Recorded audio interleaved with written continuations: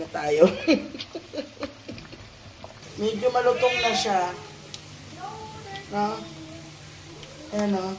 Medyo naging chicharon na siya. Sobrang crunchy na niya oh. Alam niyo yung mga balat na yan, sa buong manok siya binabalatan. Tapos, yun ang binibili nila. Tignan mo.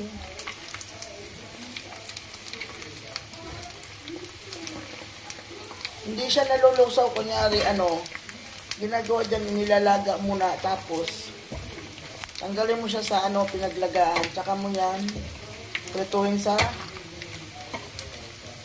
mantika niyang sarili. Tignan nyo sarap no? Chicharong aroy. Pag hindi sumakit ang batok mo yan, ewan ko na lang. Agay. Sobrang crunchy na. Dahil nagpiti-piti na siya. Ibig sabihin, crunchy na siya dahil.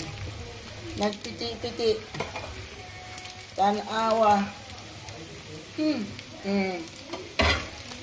Awa na close.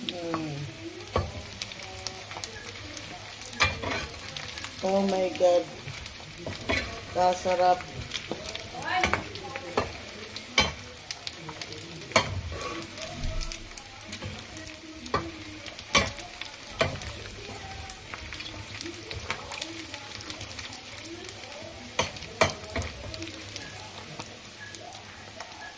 Ayan na siya.